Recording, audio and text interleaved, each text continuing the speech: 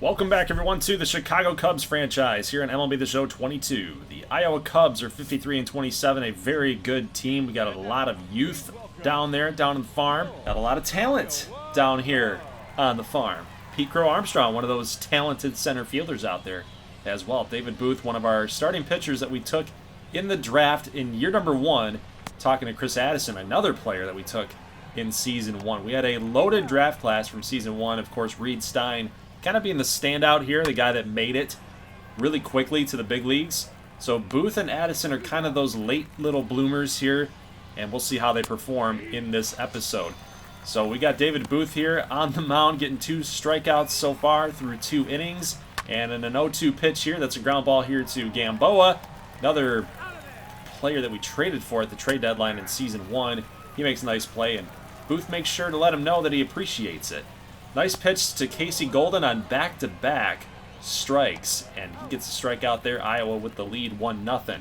Let's jump here to the top of the 4th inning, and we've got a line drive there to center field, but PCA makes the play, and we got 1 down here in the top of the 4th. MJ Melendez, a top prospect for the Kansas City Royals, is going to take this sweeping curve right down Broadway. That's a great pitch by David Booth. Again, look at this pitch. Brady McConnell's going to swing and a miss there on the sweeping curve again. This guy has just mastered that pitch, and it's working for him. So don't change it up there, David.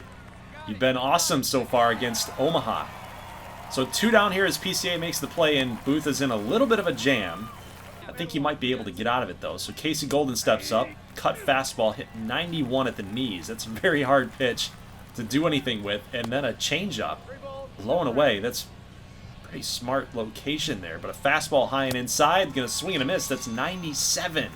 So you go cut fastball at the knees, change up outside and low, and then a 4-seamer, 97 high. Like, you can't do anything with that. That is so tough. But this base hit in the top of the 7th inning is going to do it for David Booth. And it was a great outing. It was a very good outing, and it's an outing that definitely turned the heads of the Cubs GM. Cough, cough, wink, wink, nudge, nudge, me. And we're going to end up calling him up. I think that he's earned it. I think he's posting some really good numbers down there at the AAA level. And his overall rating really indicates that he's ready to go. I mean, he's like an 80 to an 81, I believe. So he's ready to do some things. Now, as far as Kris Addison goes, as we see this AB by Timothy Pierce, another big-time prospect for us. It's the first time we've ever seen Timothy Pierce. He's currently 1 for 3. But as far as Kris Addison goes, I want to take a look at his numbers again, and we'll see if he's ready to get called up. Because, honestly, you know, he's hovering around those 80 ranges as well. He's basically our best catcher behind Wilson Contreras. But we've got a hard knock there by Timothy Pierce. Base hit. And then Clint Frazier comes up and sends a double. Just tailing away from the center fielder there into right center field. And that's going to score Timothy Pierce.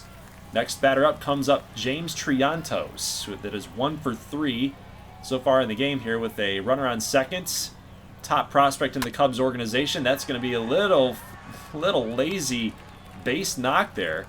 Not going to be able to score Clint Frazier, but it does move everybody up. And now we got Kris Addison. First pitch swinging.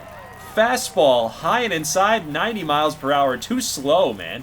He absolutely yanked this thing. That's a 3-run shot for Kris Addison. So, hey, he helped David Booth kind of maneuver through that Omaha Storm Chasers lineup, and that's a great swing right there. Good bat on ball. I think Kris Addison's also going to get the call up here, guys. And we'll see who we're going to have to call down in order to get these guys moved up. But, man, that's a great game. David Booth did well. Kris Addison put the punctuation mark on the whole thing, for sure. Player of the game is Kris Addison. He went 2 for 5 with 2 home runs. So I hit a home run with him, but we player locked David Booth, so he did this on it. He hit the other one on his own.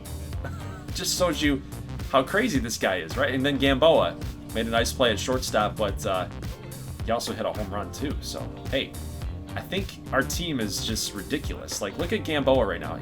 He's hitting 4 for 5 in this game, 3 ribbies, 226 on the season. So how bad was his batting average going into this game before bumping that up to 226, right? Well, the thing is we don't have David Booth on the 40-man roster, because why would we? He's like 20, really young, low 20s, right? Not even mid 20s yet. Really no point in putting him on the 40-man roster. Let's use that on a guy that could possibly be taken into Rule 5. Let's protect our players and protect our prospects. But I was debating on moving down Nick Fortes. We don't need 3 catchers, but it's going to have to be Anderson Espinoza. And I love Anderson Espinoza now that Greg Huss, one of our contributors here to the channel, big-time Cubs prospects guy, right? That's his content. He would hate me for this, but I got to do it. Like, we have done such a good job with drafting players and moving pieces around and everything in our minor leagues that it's going to have to be Keegan Thompson that gets moved and Anderson Espinoza. And it sucks to do that because there's nobody else on that 40-man roster that felt like really deserved to get called down. So I'm hoping and praying, and I'm crossing my fingers, that the CPU doesn't nab these guys on waivers. I have a feeling that they're going to because they do have that B potential, and the CPU loves potential, but it's a factor. It's something to think about. So we're currently 1 player over, 27 of 26, and we got to make another move here because we did have to call down Nelson Velasquez, and now we're going to move down Eliezer Hernandez. He just hasn't pitched well in the bullpen at the big league level, so hopefully down in Iowa he figures it out. I mean, he's a 79 overall pitcher. It's not like he's terrible, but he's pitching terrible, so you got to make a move. You guys saw the Cubs lineup? Kris Addison is batting 9th in his major league debut. You can take a look at his statistics down at the AAA level. 12 home runs, 301 batting average. I like it. I love it. Let's get some more of it. That's an old GG9 saying right there from Tim McGraw, of course. All right, guys, let's get into the gameplay. We got Justin Steele on the mound here tonight, taking on these Cincinnati Reds, who have quite a few custom players. Simeon Karev and Wes Williams King, a couple pitching prospects as well. So maybe we'll see him here in this game. I know for a fact we'll see Karev and Wes Williams King, but we'll see how they perform. Let's make sure we shut them down, right? We don't want these guys to have success on us. Nobody gets success on us. 1, 2, 3 here for Justin Steele. And we take on Hunter Green, who I have in fantasy this season. He was not good. Got me strikeouts. A lot of strikeouts. He's got some filthy stuff, but he's got some control problems, admittedly. So we'll see how he does here against us. And right off the get-go, I mean, you got to really turn on that pitch. 99, low and inside, and Nico Horner rips this thing for a base knock. Rafael Devers, and that's real tough. The pitch before that was a fastball high and inside. So you throw a slider in pretty much the same spot, you're thinking that that thing's not going to break like that, and it did. Hunter Green strikes out Rizzo on the corner. He's going to strike out Franmil Reyes, and then this nasty pitch again by Hunter Green strikes out Brennan Davis. Let's jump here to the top of the 3rd, and Justin Steele getting his best Hunter Green on by getting another strikeout here. Still top 3, base runner on, base hit there for Allen. And now getting a little worried here because the next batter up is Nick Senzel, the number 2 hitter. Lifts a little fly ball out to Brennan Davis for making the running catch. Good center fielder. Davis with the speed and a nab it.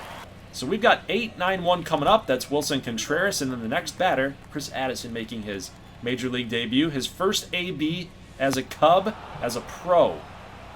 He's going to have it with bases empty as Green strikes out Wilson Contreras. But a fastball, 100 miles an hour. High and inside, Kris Addison says goodbye. Oh, he absolutely turned on that thing, just like we saw down at the AAA level. Goodness. First hit, first home run for Kris Addison. That's kind of like Chris Morel, isn't it? Wow. In real life, by the way, guys. Kris Addison out of Santa Clara. Catching prospect that can also play outfield. He's got speed. He's got power. He's got contact. Really a 5-tool type of player. I am so excited for Kris Addison finally making his presence felt in a Cubs uniform. That Cubs beautiful pinstripes, man. Best uniforms in baseball, in my opinion. But here we go, Hunter Green in the bottom of the 4th. We've got another strikeout and a base knock here by Franmil Reyes. So not a home run by Mr. Franmil Reyes. That's unbelievable. Throw comes in from Aquino in the corner, just a little off wide. Maybe the Franimal might have been there. I don't know. But it's a little risky. Aquino's got a pretty good arm out there in the outfield. So we do get 1 run, but Wes Williams King does have some power, so a former Tampa Bay Ray prospect was traded over here to Cincinnati. You got to be careful with him, so Justin Steele, you got to watch out for him here. But a pitch that just was way too much in the middle of the plate. We were trying to jam him with a slider. Trying to do what Hunter Green did to Devers on that pitch. Trying to get that slider to look like it's going to be a ball, but then break in on your hands, like high and inside. But right down the middle it was, and Williams King launches this for a solo home run. And take a look at the concentration. Boosh! See you later. And a little ticker update. Mike Trout hit his 400th career home run. Is he going to get to 700? I don't know. We'll have to find out, right? Maybe we can get as many seasons in to see that ticker update. But Justin Steele got his man 0-2. That's a little rinky-dink ground ball. And Nico Hoerner makes the play. Nice off-balance throw. He's going to get the runner. Now take a look here. Oh my goodness. Line drive, and Allen is not going to make this catch. Kris Addison, dude, have yourself a debut. A double that was absolutely ripped right over the head of Allen. And then this is going to get by Williams King, and Addison's into third base. Unbelievable, guys.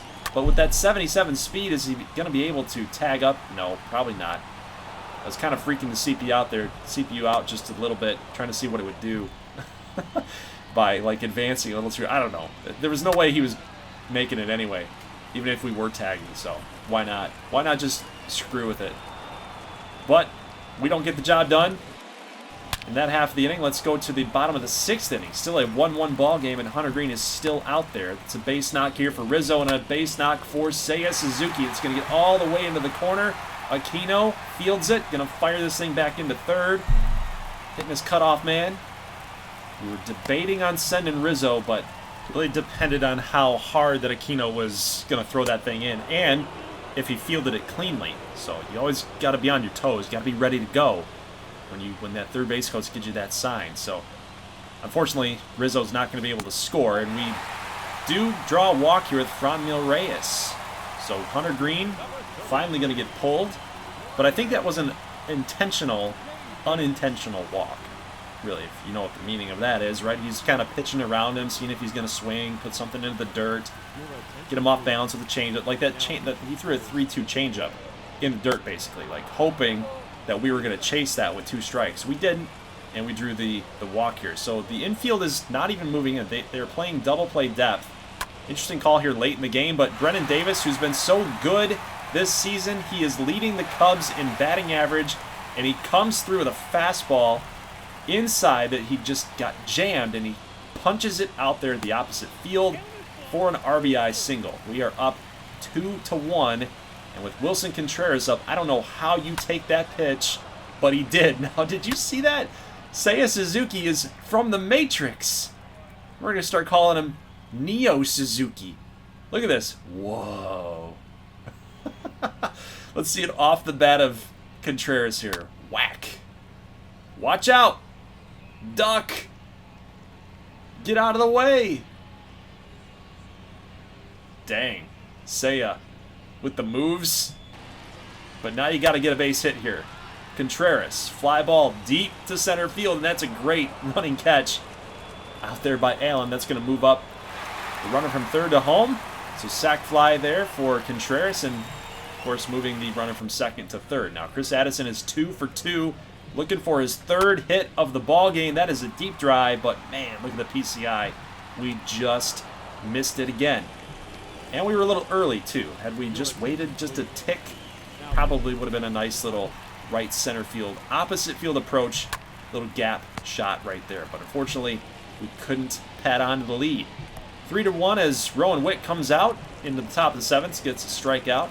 Nice job there by Wick. We haven't seen him a lot in gameplay in this series, but he's been fairly decent. And he goes 3 up, 3 down here in the 7th inning. And we get the job done. So base knock here in the bottom of the 7th as Nick Madrigal gets on. So we're looking for more runs. We're going to go on a curveball. Just safe. So good job there to protect the runner, of course, by Nico Hoerner. Don't foul this thing off. Don't put it in play. Like, he had the stolen bag for sure. But a strikeout by Hoerner is going to lead up to Rafael Devers, and he grounds out, but he does move the runner. He advances the runner here. That's Madrigal going to third, and Rizzo being so clutch. He's so clutch, man. I love Rizzo in this series. He's been so good in gameplay. Base knock down the line is going to get us to a 4-1 ball game, but we are going to skip all the way ahead as we are holding on to this lead. We're going to get Nick Senzel, and then the next batter after that we didn't show, but we're going to get Simeon Karev, the 4-hole hitter, and Liam Hendricks does a job. That is another Cubs victory and a save for the Aussie. What a game that was. That was an entertaining game. I liked that game. That was fun. Kris Addison, multi-hit game in his debut. Player of the game as well. Home run and a double, and Justin Steele moves to 4-4, I believe is his record. But we got to cut down to the strikeouts. And it happens to me when I have to go up against a guy that just throws hard. Because then when he breaks that off-speed stuff on you, it's like, what am I supposed to do? It's difficult. It's difficult. The guy throwing 100, and I mean, imagine what it's like in real life, right? It's definitely harder than that, I can tell you that much. Haven't faced a guy that's thrown 100 before, but I've faced a pitching machine that's faced 100, that's had 100, and that's ridiculous. I don't know. I don't know how guys even put a good swing on the ball. I have no idea. But we're currently on a 5-game losing streak, guys, and Blake Snell has been pitching terribly, so we're going to move him out of this rotation spot against the Dodgers. And we got another player here, Ben Sizemore, for the Dodgers. We are now under 500 due to this 5-game losing streak, so that'll be the next episode coming up here on Tuesday. Ben Sizemore against David Booth, making his major league, not debut, but as a starter, because he did get in on one of those simulated games. First game ever as a starting pitcher at the major league level, and it happens to be in LA against another youngster pitching prospect like Ben Sizemore. So guys, that's it for the video. Leave a like if you like this thing. I'll see you back here on Tuesday. What'd you think about the episode? Leave a comment in the comment section below. Who are you excited for? Are you excited for Kris Addison and what he's going to be able to do here for our club? I know I am. So guys, I'll see you in the next one. As always, thank you so much for watching, and peace.